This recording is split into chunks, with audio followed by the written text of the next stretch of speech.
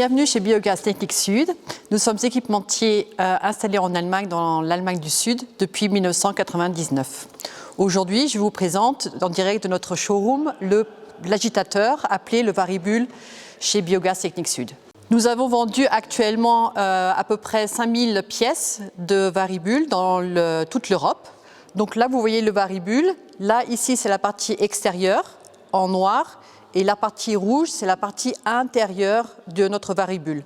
Notre Varibull se comporte donc d'un arbre agitateur avec 4 bras.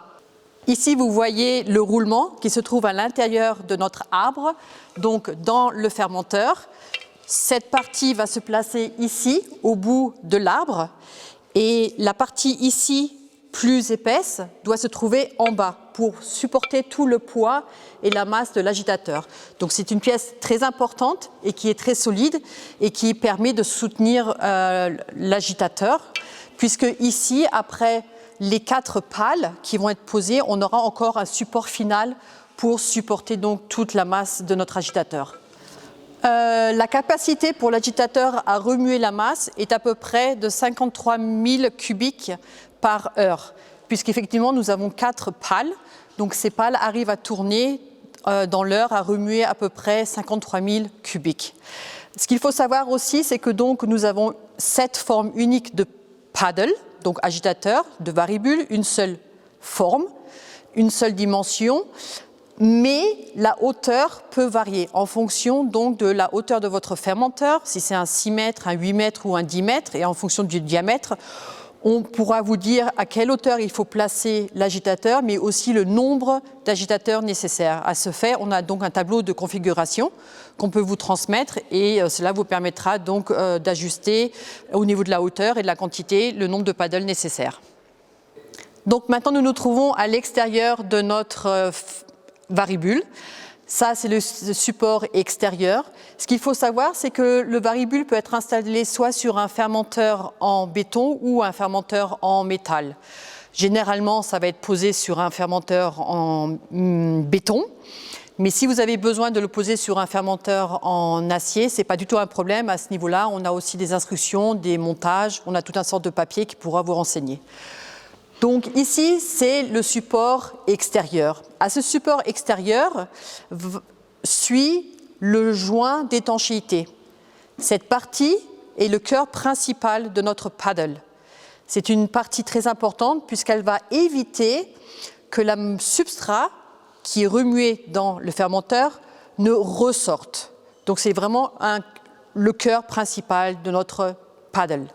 Ensuite vient ici donc vient la partie du réducteur et ensuite le moteur. À cet effet, le moteur consomme 15 kV, ça c'est la consommation donc de notre paddle. Ce que j'ai omis de vous dire, mais que je puisse introduire, c'est que donc le paddle est efficace pour matière sèche jusqu'à 15 voire 17%. Que ce soit fibreux, langue fibre, ça va très bien. Donc, au niveau du service, de la maintenance, donc au niveau du joint d'étanchéité, le joint d'étanchéité a une résistance à peu près de 10 ans. C'est une garniture mécanique. Il peut être changé par des spécialistes, mais voilà, donc c'est quelque chose de très résistant, entre 8 et 10 ans. Le moteur, lui, il tient à peu près 5 ans. Moteur très silencieux d'ailleurs. L'entretien à faire régulièrement, mais pas quotidiennement bien sûr. L'entretien, ça sera de mettre ici de l'huile dans cette partie-là, et une fois par mois à peu près, et il faut faire un changement d'huile aussi à peu près une fois par an. C'est-à-dire que le mieux, plus vous faites un entretien régulier de votre paddle, plus longtemps le paddle tiendra. C'est comme une voiture, si vous lui mettez de l'huile et que vous faites le vidange régulièrement, ça tiendra plus longtemps, bien sûr le moteur, alors que là c'est la même chose pour le paddle. Le moteur ici du Varibull consomme donc 15 kV. C'est quelque chose de très faible et cela vous permet d'avoir des subventions aussi au niveau de l'État pour encourager votre installation de méthanisation. Donc ici, vous voyez la partie principale de notre joint d'étanchéité qui se trouve ici. Donc cette partie principale garantit justement l'étanchéité durable de ce joint d'étanchéité. Voilà, donc c'était la présentation de notre varibule. J'espère que cette présentation vous a plu. Ce qu'il faut savoir, c'est qu'il y a quelques années, le paddle varibule était connu sous le nom de Paddle Gigant. Effectivement, jusqu'à 2018, la société Biogaz Technique Sud, donc installée en Allemagne, fabricant de composants et entre autres du varibule, fabriquait les varibules, mais le distribuait en France par le biais de la société Agricomp. Donc Agricomp a nommé ces varibules Paddle Gigant.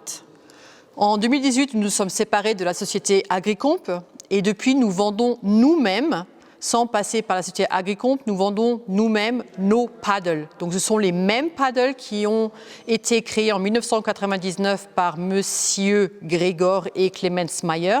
Ce sont toujours ces mêmes paddles que nous distribuons sur le marché français. Si vous avez des questions, des informations, si vous avez besoin de tout renseignement au niveau du paddle, je vous invite à nous contacter par écrit ou par téléphone et je pourrai vous mettre ensuite en contact avec un de nos partenaires qui se trouve en France. Je vous souhaite une très bonne journée. Au revoir.